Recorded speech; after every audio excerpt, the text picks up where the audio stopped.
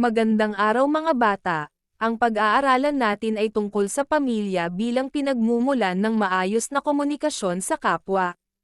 Handa na ba kayo? Simulan na natin. Mga kasanayan at layuning pampagkatuto, nakapagsasanay ng pagiging matyaga sa pamamagitan ng palagiang paggawa ng mga gawaing bukas sa mungkahi ng miyembro ng pamilya. Una, nakapaglalarawan ng mga aktibidad, pagkilos sa pamilya na kailangang gawin ng may kalidad. Ikalawa, na ipaliliwanag na ang pagtupad sa mga gawain ay nakapagpapaunlad ng sarili at ugnayan sa pamilya. Ikatlo, nailalapat ang mga gawain sa pamilya na kailangang gawin ng may kalidad.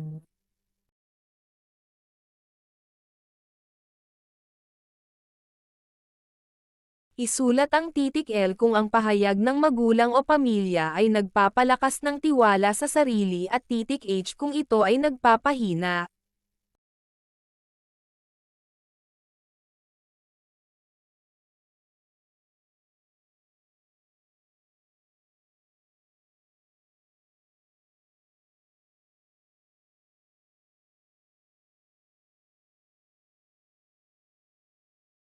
Mga bata, sino-sino ang mga kasama mo sa tahanan?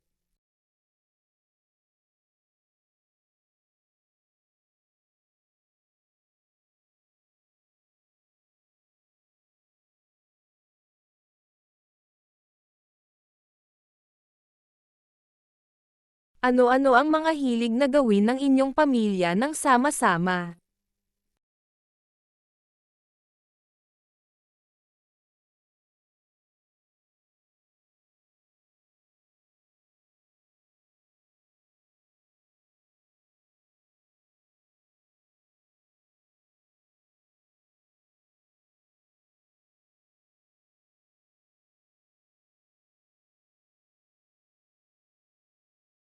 Ano-ano ang mga pagtulong na ginagawa mo sa loob ng tahanan?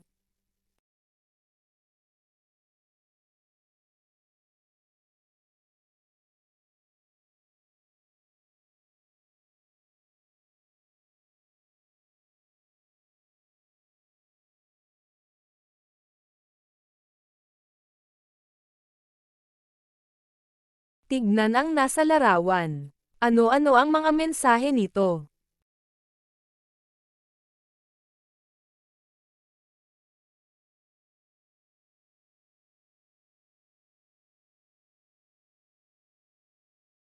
Alin sa mga nasa larawan ang ginagawa din ng iyong pamilya?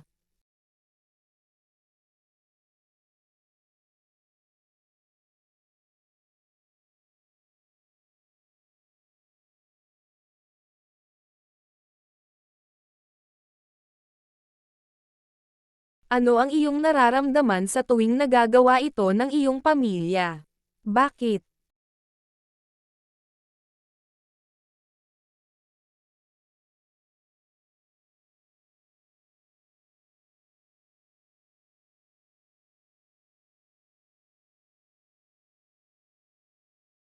Gumawa ng talaan ng mga gawain o tungkulin ng bawat miyembro ng iyong pamilya. Tukuyin kung sila ba ay tatay, nanay, kuya, ate, o iba pang kasapi ng pamilya. Isulat ito sa kahon kasama ang kani-kanilang tungkulin o gawain sa inyong tahanan.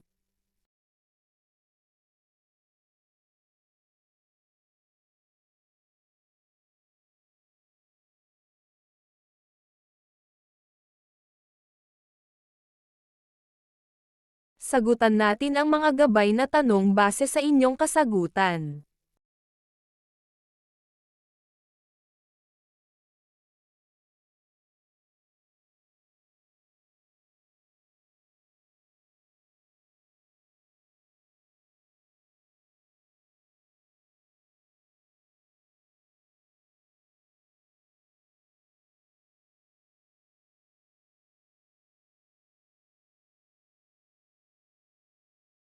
Ang pamilya ay mahalagang pangkat sa lipunan. Dito tayo natututo ng maraming bagay. Sila rin ang nagsisilbi nating gabay sa buhay. Sa nakaraang aralin, natutuhan natin na mahalaga ang pamilya sa pagpapaunlad ng sarili. Ang ating mga magulang at kapatid ang tumutulong sa atin at sumusuporta sa lahat ng ating gawain. Ang pagmamahalan ay mahalagang sangkap sa pagpapatibay ng samahan sa pamilya. Bawat kasama ng pamilya ay may mahalagang gawain o tungkulin na ginagawa sa pamilya.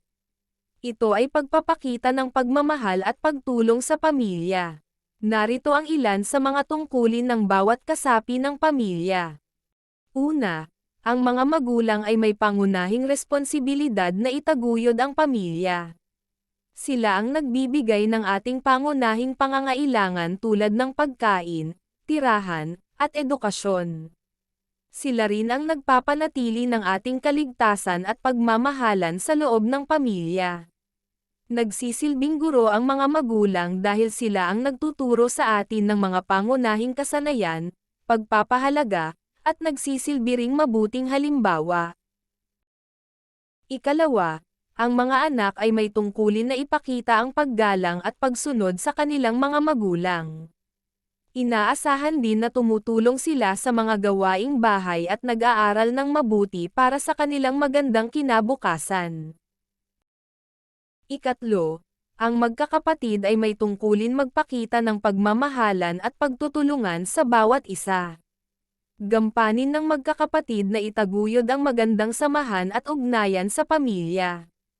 Ikaw ba mayroon ka bang kapatid? Panghuling kasapi ng pamilya ay ang mga lolo at lola. Ang mga lolo at lola ay nagsisilbing gabay sa pamilya. Maaaring sila ang nagiging tagapayo at tagapagbigay ng karunungan sa pamilya. Ang mga lolo at lola rin ay nagpapanatili ng mga tradisyon ng pamilya. May mga pagkakataon din na tumutulong sila sa pag-aalaga ng kanilang mga apo bilang suporta sa kanilang mga anak.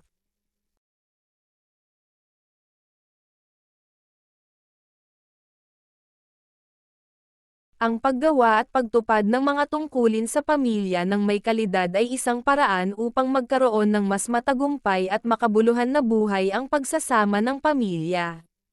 Sa pamamagitan nito, naituturo din sa mga bata ang pagkakaroon ng praktikal na karunungan o life skills na maaari nilang maging gabay habang sila ay lumalaki.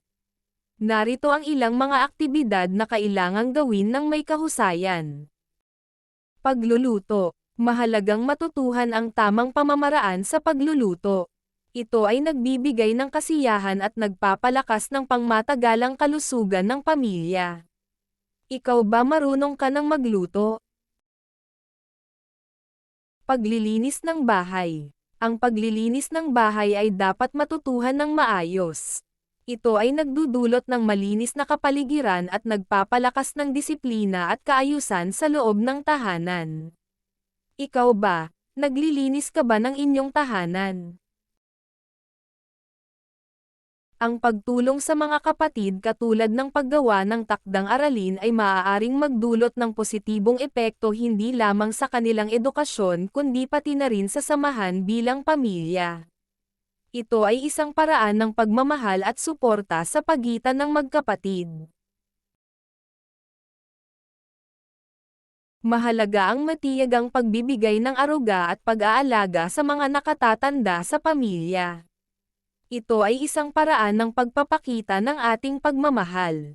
Ipinapakita natin na mahalaga sila at handa tayong magbigay ng oras at pansin sa kanila.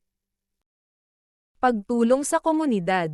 Mahalagang ituro sa pamilya ang kahalagahan ng pakikilahok sa mga gawain o proyekto sa komunidad. Ito ay nagpapakita ng pagiging responsable at pag-aambag sa kapwa. Alin sa mga nabanggit mga bata, ang iyong ginagawa? Mahalaga ang pagganap ng bawat isa sa kanilang mga tungkulin sa pamilya. Kinakailangan maging mahusay ang bawat isa upang matiyak na maayos ang pamilya at mapanatili ang magandang ugnayan sa loob ng pamilya.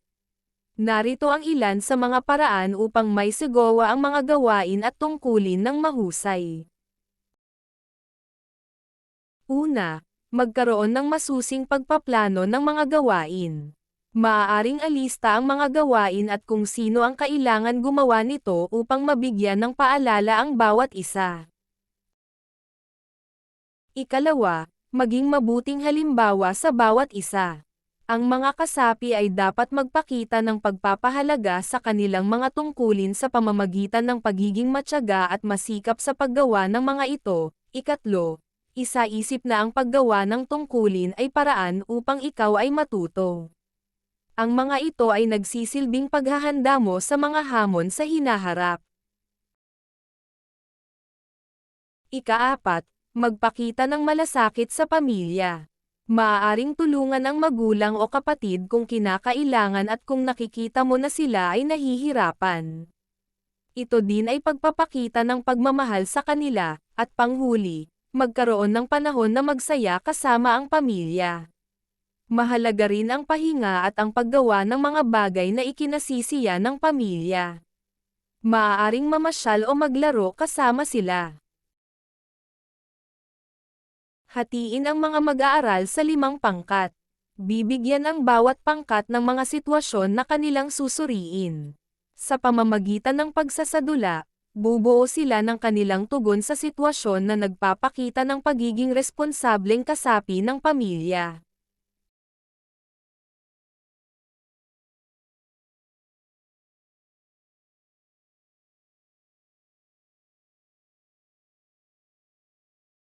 Rubric para pagsasadula.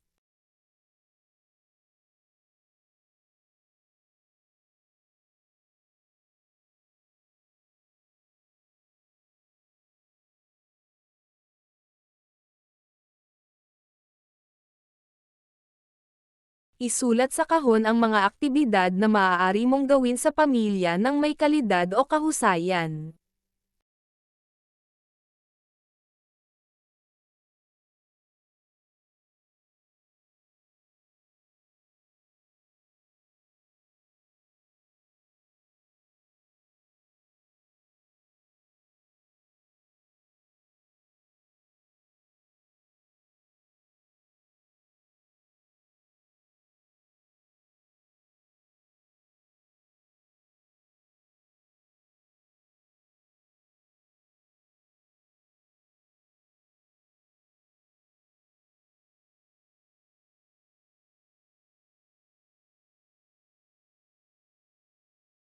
Gumawa ng talaan o journal ng mga kahalagahan na natutuhan mo.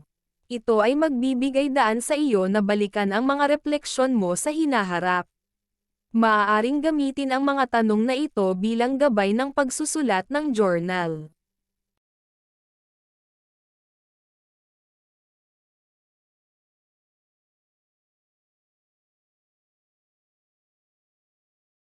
Isulat sapat lang ang tama kung ang pahayag ay tama at nagpapakita ng mahusay na pagganap sa tungkulin sa pamilya at mali naman kung hindi.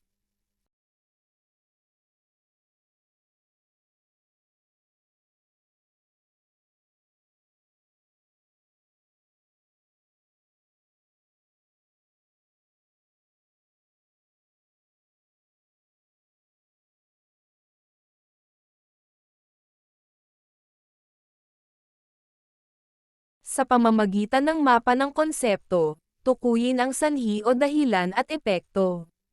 Kung bakit dapat ipatupad ang mga tungkulin ng pamilya ng may kahusayan o kalidad.